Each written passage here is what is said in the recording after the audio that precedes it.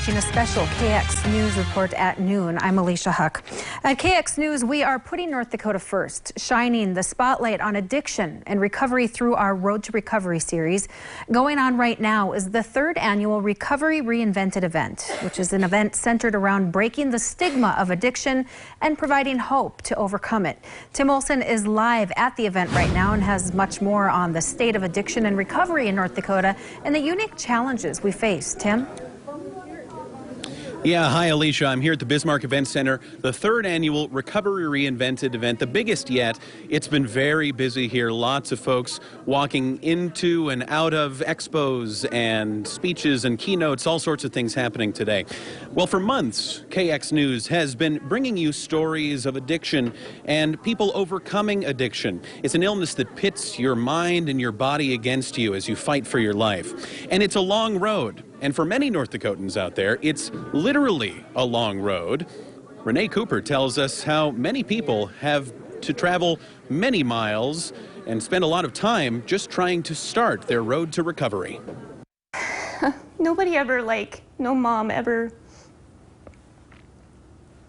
looks at her children and promises them that she's not going to drink again and then walks out of their lives,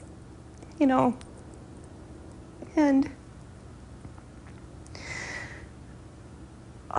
wanting so desperately to stop but not being able to. Wendy Zimprich has been on the move since she took her first drink at 14. Prescriptions and hard drugs followed quickly. I was a very angry, bitter 14-year-old. I was upset at the world.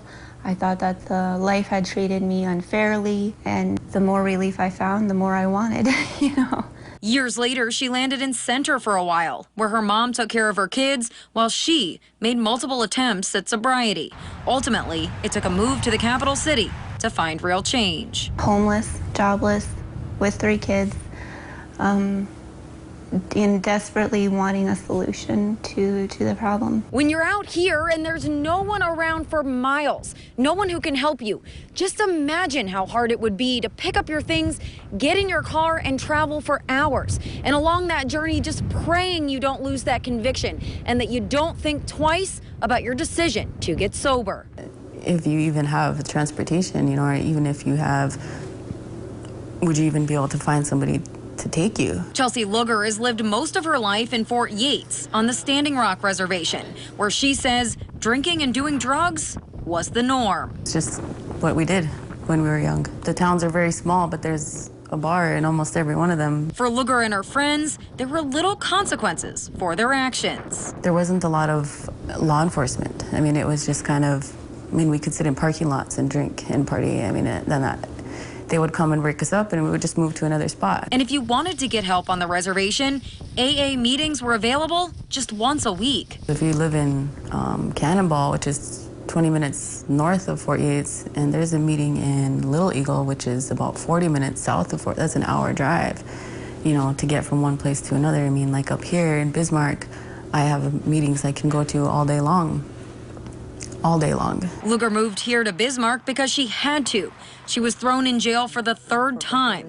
The judge took a chance on her, sent her to treatment, and she's officially been on the road to recovery for 5 proud months. Had I been able to go back to Fort Yates from treatment, I'm sure I would have fallen off already. I'm almost positive. I drive through a small town and I'm like, oh, this is just so beautiful here. I just want to move back to a small town again, but I know that I would not be able to. Renee Cooper, KX News.